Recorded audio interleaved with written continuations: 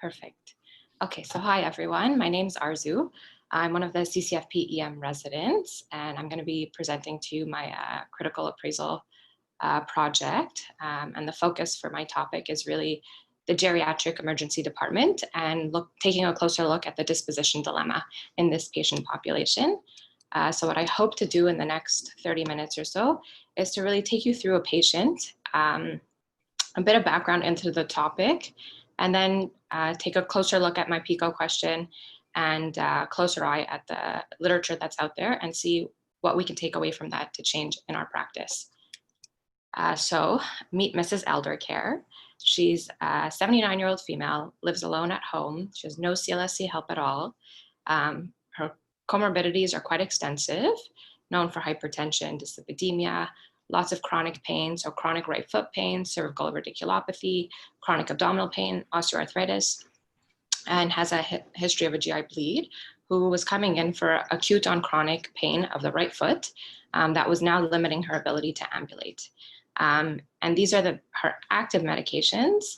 And in addition to those, she had also tried amitriptyline, duloxetine, and topical medications for her foot pain specifically that had led to no benefit at all and only further side effects. So she had stopped those.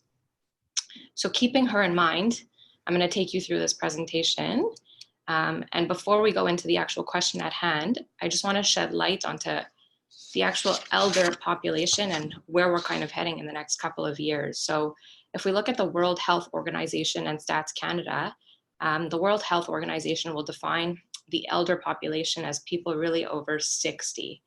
And when you look at the literature, it's quite variable, the definition of patients who are included in these studies. So if we look at the World Health Organization and their stats, just between 2015 and 2050, the proportion of the world's population over 60 is said to nearly double from 12 to 22%. And by 2020, the number of people aged over 60 will outnumber the children younger than the age of 5. And when we look at Stats Canada, according to their population projections, the expectation is to comprise of around 23% to 25% of the population will, by 2036, and the elderly population by 2061 will be around 28%. So there's clearly a growing need to address better care for this population, because we're going to be seeing more and more of them like we have been. And this has actually been a very hot topic in the literature since, say, the mid to late 90s. And there's been principles of care to kind of give people a framework of how to deal with the patient population and what kinds of issues they come in with. And the main principles include the following. So presentations can often be complex in this population. Common diseases often can present atypically. These patients often have comorbidities and conditions that can confound their presentations, and polypharmacy is a very common player in the equation, in addition to them having potentially cognitive impairments, diagnostic tests having different values, having a better sense of what their baseline function is and where they're at home, and what sorts of supports they have, because their problems have to be kind of assessed in the context of their psychosocial support and their baseline function and the community resources available to them. So who are the key players and stakeholders in this patient population? I mean, it's really every possible person in the hospital, from OT, PT, social workers, all the support staff, nurses, community care providers, a family, in addition to other support networks that are available, and the physician. So it really takes a village to help these people kind of their trajectory through the emergency room and their care in the hospital. So bearing those kind of principles in mind, a lot of bodies like the Geriatric Emergency Task Force and ASAP have all kind of come up with guidelines that encompass the following domains of care in order to provide comprehensive care to this patient population. So taking into account their functional, social, physical, and cognitive well-being in order to provide comprehensive care. And if we look more closely At Quebec, specifically, Quebec has a guide de gestion de l'urgence where they clearly outline what's expected of a geriatric emergency room. So if there's sufficient volume in that population, they expect that the geriatric emergency room should be staffed by an interdisciplinary team, and they should have protocols in place to pick up and address losses of autonomy, and that the community resources where these patients are coming from should reflect the needs of that population and have services implemented to facilitate their return home when necessary. And then if we take a closer look, so that was actually Quebec's Guide de gestion de l'urgence, and ASEP in 2014 actually published emergency department guidelines. And these were really based on expert consensus in addition to the body of literature that's out there. And what they came up with was that a guideline basically looking at all aspects of the emergency room, from staffing and administration to screening the geriatric population, guidelines on the use of urinary catheters, medication management, fall assessment, delirium dementia care, palliative care, and follow-up and transition care. So the focus of my PICO is really on transition of care and follow-up.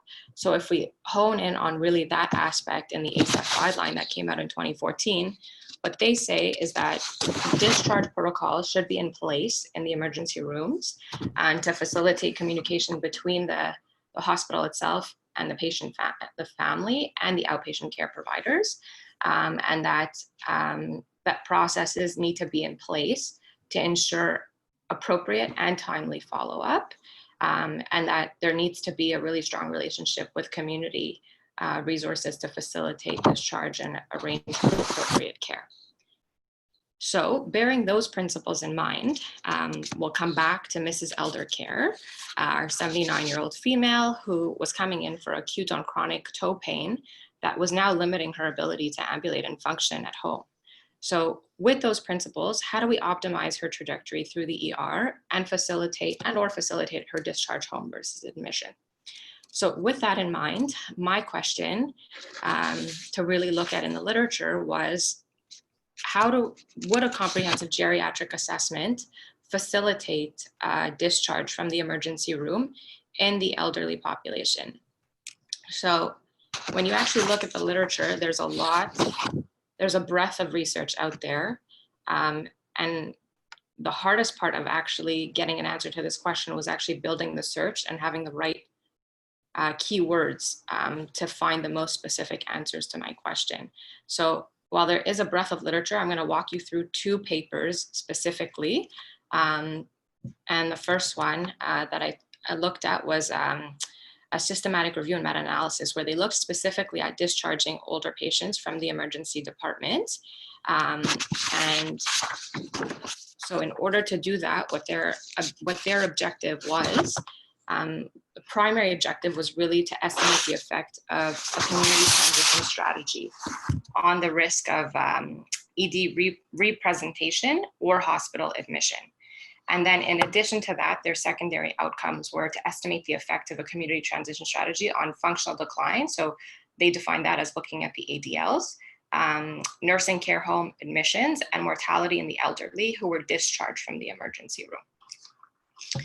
So in order to do that, they actually had a pretty broad search strategy. So they looked at Ovid, Medline, and the Cochrane Library. They also looked at a variety of types of studies. They looked at RCTs, observational, quasi-control, randomized trials, control before and after trials. And the reason there's such a wide array of studies is because in the literature up until now, there haven't been a significant number of randomized control trials, just because it's so difficult to control for local factors and what sorts of community resources are available in all the variety of settings. In this systematic review, they defined their patient population as anyone over the age of 65 years old. And their intervention was looking at a community transition strategy. And what they did to synthesize the data for the meta-analysis was, because there's so much variety and heterogeneity among the studies, they used a random effects model to actually look at the meta-analysis and take into account that heterogeneity.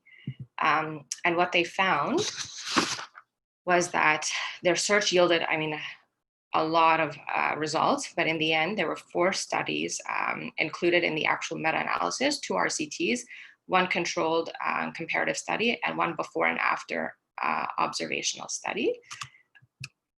And I don't think you guys can really appreciate it because it's quite small, but I'm just going to walk you through a little bit of their results table. And before I even do that, I just want to shed light on just looking at the intervention itself among the different studies. So what is a community transition intervention? And in each study, and most of these were they were throughout the US, Australia, Hong Kong, Australia. So in some places, a comprehensive geriatric nurse would be included in the transition program. And what it meant was that the patient would be discharged and have a home visit within 24 hours with a clear discharge plan and referrals in place, and a GP liaison that was already in the community who they would communicate with. For other hospitals, it meant that they would have a health visitor home visit, again within 24 hours, and there would be more of a discussion between the healthcare providers and the GP, and then arrange for appropriate follow-up. And other studies, actually the ones in Canada also, really looked at screening patients. So patients coming in were screened based on the identification senior at-risk tool or the triage risk screening tool. So they looked at things like functional dependence at baseline, whether they were recently hospitalized or not, whether patients had polypharmacy, which is defined as 3 or more medications in the identification senior risk tool, and then the triage screening tool was 5 or more meds, and whether the patient had impaired memory or vision. And so based on those, they would screen who would benefit from a community transition intervention and then implement that accordingly. So just based on the 4 studies that were included in their meta-analysis, there's such a wide variety of the type of intervention taking place, which we'll take into consideration when we look at the results. And among the studies, the outcomes also. So most studies looked at 30-day hospital admissions, representation at 30 days. People looked at 30 days and 18 months, some of them, and they looked at over a 4-week to 18-month period, what the functional status would be like, but that was only in one of the RCTs. And the results, as you can see, they were provided, and they really provided percent differences or odds ratios with a 95% confidence interval. And when we look at the actual meta-analysis itself, we see that this was, so the primary outcome was ER representation. And when they pooled the data, taking into account the heterogeneity and using a random effects model, that reattendance at 1 month after having a community transition strategy implemented had no effect at all on decreasing unplanned visits to the ER up to 1 month later. And then when we look at their secondary outcomes that included hospital admission and mortality, they also saw that there was no effect on hospital admissions up to 1 month post ED discharge, and mortality up to 18 months post discharge. When they pooled the data, there was also no effect.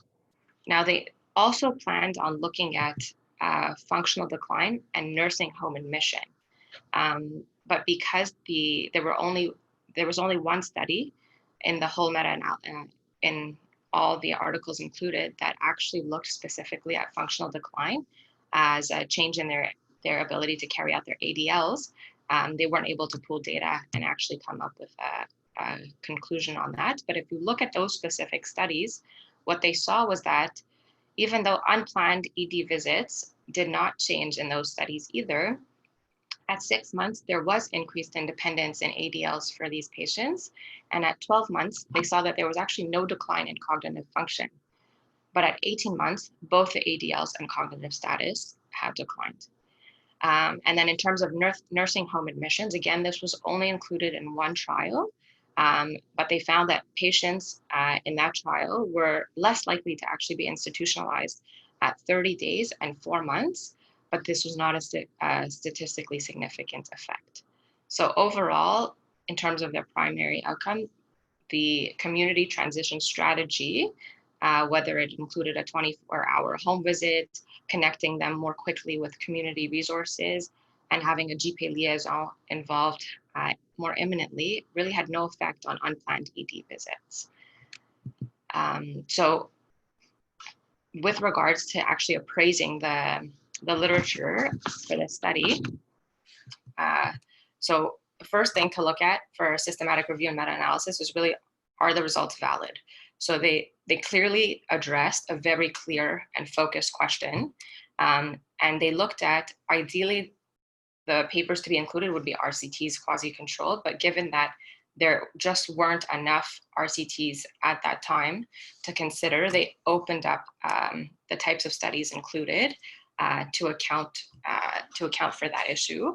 And they really went, in addition to using just database resources like the Cochrane Library and Medline, they looked at bibliographies of all the articles included, and they had a librarian scientist help guide their search strategy, which when looking at this population is really important, because just looking at elderly, I mean, you can look at elderly, geriatric, older population, like there's just so many keywords that can bring up a lot of papers. And if you're not including all of those, you'll miss out on a lot of the important papers.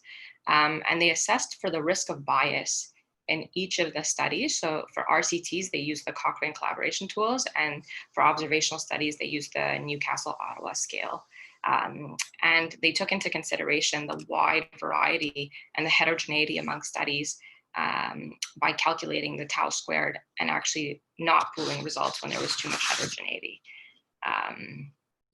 And then the second thing to look at is, are the results actually, what are the results, which we looked at, and there was actually no effect on unplanned ED visits. And they used confidence intervals and odds ratios to kind of demonstrate that in their random effects model forest plots. So based on this paper alone, the ED-based interventions aimed at improving access really have mixed results and demonstrate little effect on ED utilization subsequently.